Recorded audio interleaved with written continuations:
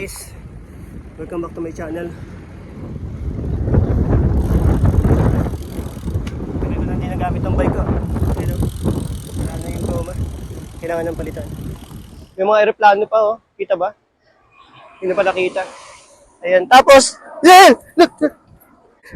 So, kasama ko dito yung kapwa ko din electrical engineers dito sa Ayun, Singapore. magandang tanghali. So, ano na lang siguro, may interview session rin tayo nung kung taga-saan sila sa Pilipinas. Teka, si Mama Rebel din mamaya. Kasi Mama Rebel din natin na-interview sa badminton. Sige.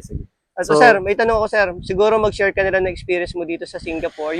Yung good and bad experience mo. Good and bad. So, umpisan natin sa bad siguro. Pag starting ka kasi, alam mo na, medyo binubuli-buli ka niya ng mga lokal.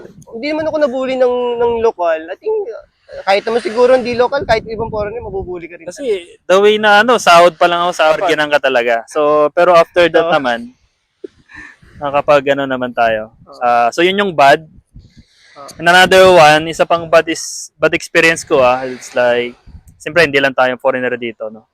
May mga din, mga Myanmar, mga Indonesia, Malaysian, mostly mga Malaysian marami dito. So sila yung mga usually sabihin ko na, normal sa construction nakakawin mo sa site, ganyan, napag-diskusyonan mo, mga ganyan. So yun yung mga bad. So good things na is, siyempre, living in Singapore is more safer than other countries, I say. So, ayun. Dagdag ko sa bad, no? Mahal mabuhay, Singapore. Paano mo sabi sa na mahal mabuhay sa Singapore? Kakain ka pa lang, sir, kahit turo-turo lang. Mga na ngayon, mga 5 $5 yan. So, ilan sa Pinas yun, sir? Times 4. Pero magkano sweldo mo dito, sir? 7,000, sir, in 3 months. Alam ko, binanggit na talaga Hindi ba na nagbabago? Kasi kahapon mo lang tinanong, sir, so wala pang increment. So, ayun, sir. Kailan dumating ulit dito? Anong year? 2015, sir, mga April yan. 2015. So, ngayon is 2025 na. So, magte 10 years na. 10 years na. Sir, in that 10 years, mostly, I think, siguro ito na yung mga dati, saka yung ngayon, saan ka napunta ng part ng Singapore, namamasyal? Namamasyal, no? So, kung part ng Singapore, marami na. Mula east hanggang west. Specifically, let's say yung 2015, madalas ka ba halimbawa sa Lucky Plaza, yung mga lugar? Okay. So, dati 2015 kasi medyo active ng cycling yung mga kasama ko, no? Napadpad kami ng Pulau Ubin, sir. Pulau Ubin, island ng Singapore. Tapos kung mga kainan, meron din diyang, East Coast Lagoon, dinadayo na namin to. And then, syempre, Lucky Plaza number 1 yan. Mga pagkain Pinoy, no? So, ayun, sir. So, ngayon, sir, ito, currently, sabihin natin in the last 2 years, saan ka ba pumupunta? Anong mga activities mo? In the last 2 years, so 2023. Kasi, tag dito, napapadpad naman ako sa mga ibang bansa, kaya kalapit bansa dito. Like Batam, yan, Indonesia yan. Meron din dito sa JB, yan, Melaka, Malaysia yan, Malaysia. So, ayun. Konting share lang sir, matagal na naman yun. Noong 2015, pumunta ka dito, paano mo nakuha yung first work mo? And magkano ba yung sweldo mo nun? I think okay naman sir, matagal na rin yun. So okay lang din naman na sabihin natin kung magkano yan. So first thing first, nag-tour ako dito sir, 2015 yun. Nag-tour ako, so wala pa akong interview noon, wala akong any arrangement of interview. So nag-tour lang ako.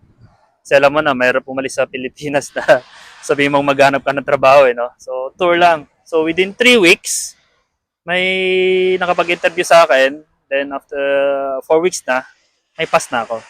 May pass na. Ano? S-pass? S-pass na, sir. So, ang minimum nun, sir, 2-4 ng mga taon na yun. Nung pumunta ka dito, may kaibigan ka na ba? Singapore? Meron, sir. Actually, kaibigan ko yung sumundo sa akin. Yan yung may-ari ng bike ko ngayon. So, siya lang yung mabuting kaibigan ko na sumunto sa akin. Naku, may pinatamaan ka ba, pre? Wala naman. Wala naman. Bato-bato sa langit. Saan ka ulit sa Pilipinas? Sorry, sa kanata. So, gaya ng sabi ko kahapon, sa rente nga ako. Wala akong permanent address. Meron ako sa Isabela, meron ako sa Nueva Ecija, meron din ako sa Vizcaya. Kung ano mo ibig sabihin nun, Pwede mo ba, sir, medyo i-detail ng konti? Like, So, doon yan, doon yung lola mo, ganun ba? so hindi, ang Isabela kasi doon ako lumaki. And then Nueva Ecija, nandun yung mga angkan-angkan namin. Then Vizcaya, dyan naman yung kapatid ng mother ko. So, Ngayon, sir, sa Singapore, currently saan ka nagre-renta ng bahay? sa East Coast, siyempre, malapit sa East Coast, Lagon eh. Masarap na kainan. Sa Marine Parade ka, sir. Marine No? Parade. Magkano renta mo, sir? Ngayon, 700 all in. All Mahal, in? oo. Ano yung sabihin ng all in, sir? Medyo, So lahat na yun, mga medyo tubig, detail- kuryente, yan. yan. I-detail mo kasi iba yung ibig sabihin sa akin ng all in. All in. Okay, okay. Yan lang naman ang all in nun, sir. So, ano yun, sir? Tubig, kuryente, saka gas. Tubig, sir? kuryente lang kasi hindi naman ako pwede magluto. Magluto, sir. Okay, sir. Pati wifi kasama na ba? Internet? Kasama na doon. Kasama na rin doon. Oo. So, yung kasama mo ba, sir, is local ba or Mga Pilipino mga lokal. Kaya mga local din? Okay, sir. 700. 700. Mga ano kaya yun? Tansya mo ilang square meter? Ilang square meter, 2, 5. Kahit ano na lang, sir. Sabihin natin 3 by 5. Gano'n na lang. Mga ano lang yan, sir. Wala pang mga 2 by 2 kamo na lang. Malaki na rin yung 2 by 2. Oo. Yung toilet, sir, common. Common yung toilet. Normally, sir, magkano ang gastos mo dito sa pagkain? Pagkain, ang allotted ko sa pagkain, kain na siguro yun ng 1,000 isang buwan. Pagkain, sir? Pagkain yun, sir. Mahal sa airport. Magkano ba, sir, ang pagkain mo lagi per meal? Ang budget ko, $30 in Per meal. 1 day. In 1 day? Malaki nga yun, sir. Plus minus, nasa Ano, 1,000. dito pala sa Singapore kasi, si sir nagtatrabaho sa airport. So, meron siyang Changi Airport Pass. Oo. Yung Changi Airport Pass niya, so kung meron kang $10, minsan, ang meal $10, mababayaran mo lang ng $7. Pero yung maabot pa rin siya ng $10 per meal, matindi talaga. To, Hindi, sir. Siyempre, pagka meron kasing mga drinks, pwede ka mag-cocktail, mga ganyan. Pero Naka-budget na yun.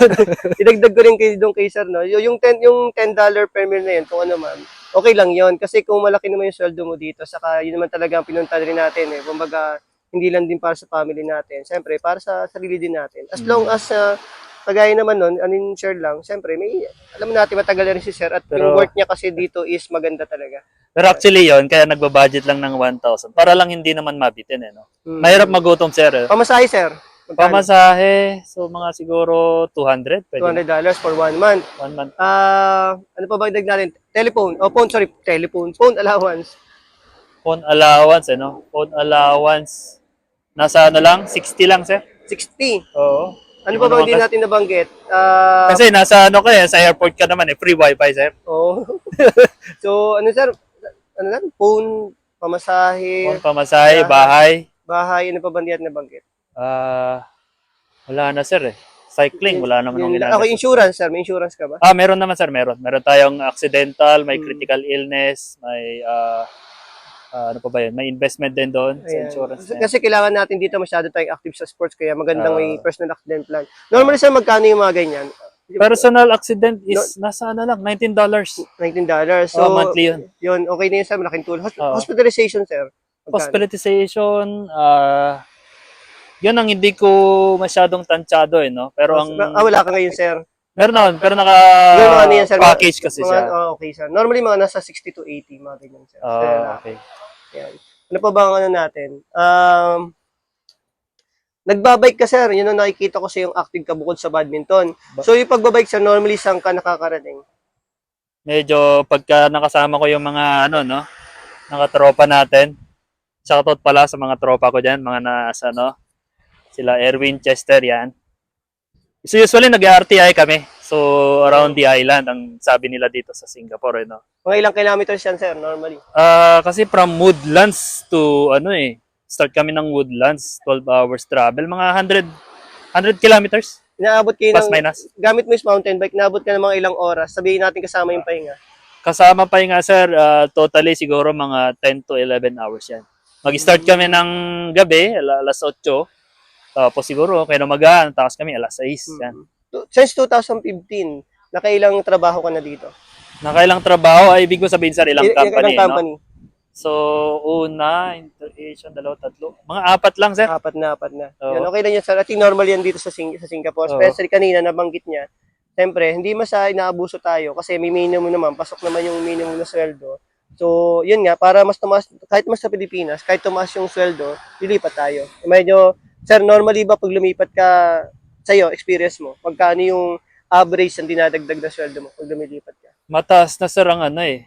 100. So, yan. So, kay sir, 100 yung ano. So, sa akin, next time na, experience ko. Pag lumilipat ako. Kasi iba yung experience mo sir pagka lumilipat ka, Mm-mm. 500 agad ang dagdag Ano. Sa amin iba sir. Okay, erase, joke. So, yan. Ano ba sir? Dito sir, taga East Coast Park ka. Anong mas-share mo dito sa East Coast Park? Yung kainan, yung mga nakikita mo, etc. Compare ko, no? So, last time kasi, way back 2015, nasa Holland ako. Holland, medyo nasa sentro kasi, medyo, alam mo din, So sir, yung sinabi mo walang Holland is lifestyle. Singapore yan, hindi bansa, hindi ano, bansa. Hindi. Singapore to, yan. Sa bandang Holland. Holland. Holland ka. Village, yan. Yan, Holland Village. So, pag nung napadpad akong East Coast, iba yung lifestyle mo dito. Pwede kang mag-cycling, pwede kang magpalamig dito, pwede kang, kumain ng mga seafood. Yan, marami. Recommended place dito sa ano, sa may East Coast Park na pasyalan nila. Recommended part, any part dito sa East Coast, lalo na tong, especially tong Lagoon, nandyan yung mga masasarap na seafood talaga, the best. Dito ba sir, sa East Coast Park, ano yung mga activity? Marami. Pwede kang mag-cycling, pwede kang mag-jogging, pwede kang, tawag nito, ano yung water ski dyan, yung malapit. Tapos pwede ka rin lumangoy sa dagat. Kung gusto mo lumangoy.